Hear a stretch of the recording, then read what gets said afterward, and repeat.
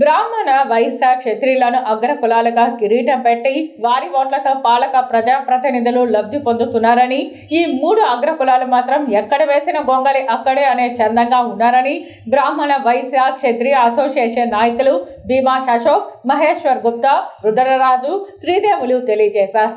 Tirupati press క్లబ్లో సోమవారం media సమావేశంలో జక్కా సుబ్బరాజు, సిఆర్కే శేషగిరిరావు తదితరులతో కలిసి వారు మాట్లాడుతూ, రానున్న ఎన్నికలకు సంబంధించి ఓ సమావేశాన్ని నిర్వహించనున్నట్లు, బ్రాహ్మణ వైశ్య క్షత్రియ కులాలకు సంబంధించిన వారంతా హాజరై ప్రభుత్వం అందించే పథకాలలో ఇతరితర అభివృద్ధి పట్ల తమ అసోసియేషన్ ముందుకు నడిచి అభివృద్ధి చెందాలని పిలుపునిచ్చారు.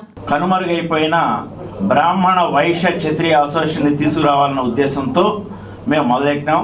అయితే చట్టసభల్లో కానీ లేదంటే అనేక పార్టీ ప్రతినిధులు ఎలక్షన్లో అవ్వచ్చు, రాజ్యాధికారంలో అవ్వచ్చు, గెలుపు ఓటముల్ని శాసించే స్థితిలో ఉన్న మేము సుమారు రాష్ట్రంలో కానీ అలాగే ఈ నియోజకవర్గంలో చేస్తే ఈ మూడు అగ్రవర్ణాలు అనబడే మేము సుమారు 60,000 నుంచి 80,000 ఓటర్లు ఉన్నా కూడా పేరుకి అగ్రవర్ణంగా అనబడుతూ కనీసం రాష్ట్రంలో కానీ అలాగే నియోజకవర్గ పరిధిలో కానీ మాకు సముచిత స్థానాలు లేకపోవటం అనేది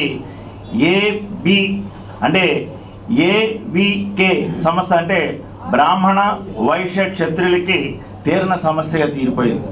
దానిలో భాగంగానే ఈరోజు కూటమిగా ఏర్పడి దీన్ని ఒక స్థితికి ఒక నిబద్ధతతో తీసుకురావాలన్న ఒక ఆలోచనతో మరి ఈ అసోసియేషన్ ఏర్పాటు చేయడం జరిగింది.